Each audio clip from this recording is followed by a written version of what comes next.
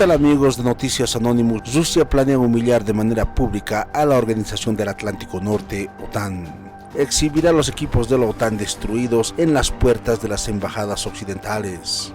Según el medio internacional Reuters, el presidente de la Duma Estatal Rusa, de la Cámara Baja del Parlamento ruso, dijo este 12 de julio que Rusia planea exhibir equipos destruidos de la OTAN frente a las embajadas de los países occidentales que proporcionan equipos a Ucrania. Volodin señaló: la propuesta de colocar el equipo destruido de la OTAN junto a las embajadas de los países que suministran armas a Ucrania es particularmente interesante.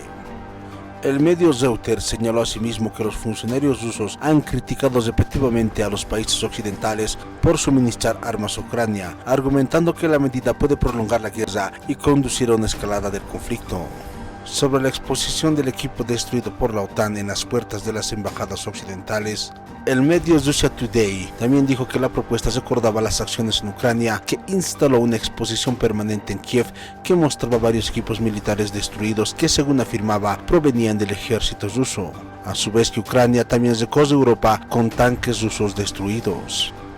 Asimismo, medios asiáticos han informado que la OTAN, en su intento de asfixiar a Rusia, ha recibido una dura paliza por parte de China, ya que el presidente ruso habría sido invitado por el gigante asiático a una visita en el mes de octubre.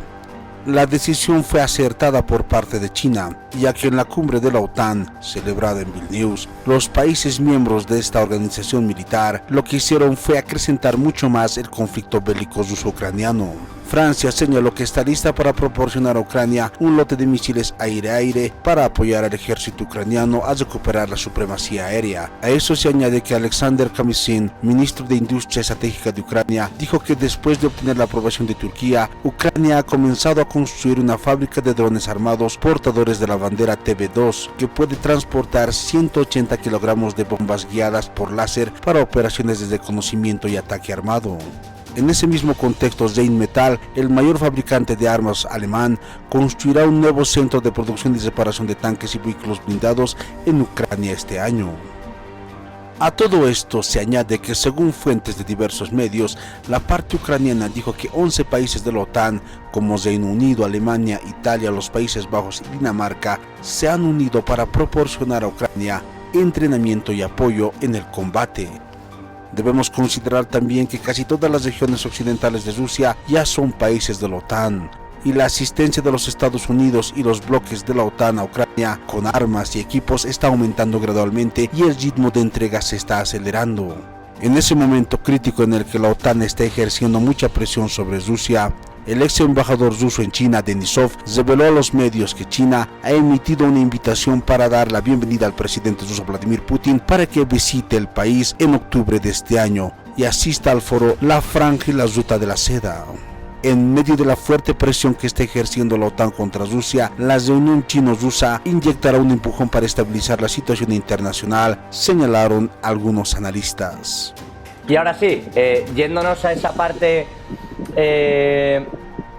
digamos, más puramente bélica, ¿no?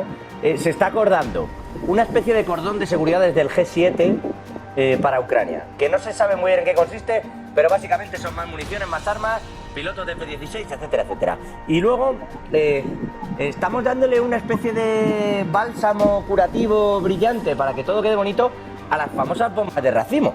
Porque mientras se han usado en determinados conflictos, y Human Rights Watch además lo ha reseñado en varias ocasiones, esto es terrible, muchas de las bombas, incluso el propio Jake Sullivan, desde el Consejo Nacional de Seguridad de Estados Unidos, ha dicho: el problema de las bombas de racimo es que la mitad de las bombas que caen no explotan, sino que quedan como minas. Entonces, claro, dice, es un problema para la repoblación, no para el ataque en sí mismo, pero al margen de esto, de repente son súper necesarias estas bombas, claro, cubren áreas inmensas. Y permiten, evidentemente, hacer ataques, bueno, pues de forma más indiscriminada. Siempre se ha hablado de esto como algo que violaba cualquier tipo de código ético en la guerra, pero ahora se van a suministrar a Ucrania, tiene toda la pinta. E incluso se mencionaban que, decía Joe Biden, que el enemigo está incluso pensando en armas biológicas y químicas. Ojo, ¿cuál es el punto al que vamos a llegar ahora sí, Ariel o Juan Antonio? Mira, José, como dice Juan Antonio, esta gente es realmente insultante a la inteligencia humana. Yo creo que después de aquellos discursos de George W. Bush en el 2000, 2001, 2003, cuando invadió Afganistán y dijo hemos ganado, nuestros valores son los mejores, y después supimos todo lo que pasó, las aberraciones que pasaron, y un saludo para Julian Assange, como siempre, que nos reveló, nos contó la verdad y que está allí encarcelado injustamente.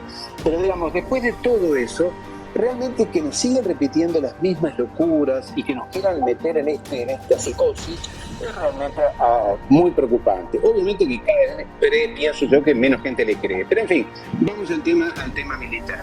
Evidentemente, para estos, lo de las bombas de racimo, los misiles Scalp franceses, los 700 millones de euros que Alemania le va a entregar ahora en armas, en Leopard y demás, es una locura. Yo ahora estoy en Europa y hablo con mis amigos, con familiares, y no entiendo cómo la gente, la mayoría de la gente, el 99% de los pueblos europeos, deberían estar en la calle insultando a estos payasos de dirigentes que tenemos, que tienen, Macron, Pedro Sánchez, Scholz, el que quiera, que son enanos políticos que están llevando a Europa a una guerra, porque del otro lado, evidentemente tienen mucha paciencia los rusos, porque les han hecho de todo y están teniendo paciencia, por más que algunos crean que no, tienen paciencia. Ahora, entenderlo, los ingleses no quieren a Europa continental, por eso De Gaulle no quería que los ingleses entraran en la Unión Europea ya en los años 50, porque él sabía que eran una quinta columna dentro de Europa, que iban a trabajar para los americanos y no para Europa. De Gaulle no quería a los ingleses en la Unión Europea. Después pasó lo que pasó. Pero en fin, ellos no quieren a Europa continental. Y cuanto más guerra y destrucción haya en Europa, es mayor la felicidad de los anglosajones. Hay que entender que ellos quieren la guerra. No les importa la libertad, la independencia, los derechos humanos, ni la democracia europea. Lo que quieren es ver a Europa de rodillas. Y esto desde hace más o menos unos 700 años. Al final alguien tiene que entenderlo, ¿no? Y en ese sentido, le veía sentir Juan Antonio cuando decía, fue hasta el último ucraniano y puede que sea hasta el último europeo. ¿También lo ve así? Pero es que esto no. A ver, tenemos que intentar siempre distinguir la opinión del análisis. El análisis debe basarse en hechos, en datos, tiene que estar fundamentado. Cuando dice Ariel lo de los anglosajones, claro, es que la geopolítica anglosajona históricamente ha sido siempre la de intentar impedir que haya una interrelación europea, que el continente se una. Siempre ha intentado enfrentar a aquellas potencias emergentes dentro de Europa unas con otras, porque eso le permitía en su momento al Reino Unido y ahora ya a Estados Unidos y sus aliados, le permitía el dominio sobre Europa. Bueno, pues es una tónica, es una constante que uno la ve analizando la historia. Respecto al tema de las armas, bueno, realmente a unos empiezan a faltarle calificativos. O sea, no voy a hablar de lo terrible que son las armas de racimo o otro tipo de armas que pueden enviar, o aparte de los misiles de largo alcance, que lo que buscan es provocar daños en la retaguardia rusa para provocar que Rusia tenga reacciones todavía más violentas. Porque eso es lo que se va buscando, eso y nada más. Porque desde el punto de vista militar, ni esos misiles, ni las bombas de racimo tienen ninguna posibilidad de cambiar la situación en el terreno de operaciones. Correcto. Entonces, es absurdo. Es decir, la única explicación, y ha surgido por ahí, que puede de alguna forma darnos el por qué enviar unas armas, unas bombas que hasta hace un año eran un crimen de guerra y ahora no lo son, es porque ya no tienen otra munición que dar. Y aquí viene una pregunta muy importante que contrasta radicalmente con la monserga que nos ha soltado Biden. Como una alianza de 30 y tantos países, porque aparte de los 31 de la OTAN hay que contar con los amiguitos australianos, neozelandeses, coreanos del sur y japoneses. Como una alianza de más de 30 países, con casi 1,5 billones con B de dólares de presupuesto de defensa y 1.000 millones de habitantes en democracia, puede estar diciendo que no nos va a vencer una Rusia de 150 millones con 86.000 millones de presupuesto de defensa. Bueno, esto es otra forma de insulto. Es que si encima gana Rusia, disuelvan la OTAN inmediatamente, porque lo que es una tomadura de pelo, o un llamado al blanco dinero, o alguna cosa así. Es decir, no nos damos cuenta hechos, por favor, los datos son los que nos dicen realmente si los discursos de Biden son, pueden ser una fantasmagoría, o realmente tienen algún tipo de fundamento. ¿Cómo que Putin no va a vencer? Pero es que Putin puede vencer. Pues entonces, hombre, váyanse a casa. Pero vamos a ver, es decir, imagino que ahora lo haremos, pues si damos un repaso a lo que ha sido la cumbre de la OTAN, de verdad, es patético, es perfecto. Y lo podemos repasar punto por punto. Pero sí señalé una cosa muy importante, y por eso hablábamos de lo del último europeo. Mirad, Turquía ha puesto una condición fundamental para permitir que Suecia entre en la OTAN, que pueda entrar en la Unión Europea. Y le dicen que sí. Pero ¿quién ha decidido, en qué institución europea se ha decidido que a Turquía se le va a dar paso? No, se ha decidido en la OTAN. Luego, la Unión Europea está supeditada a lo que se decida en la OTAN.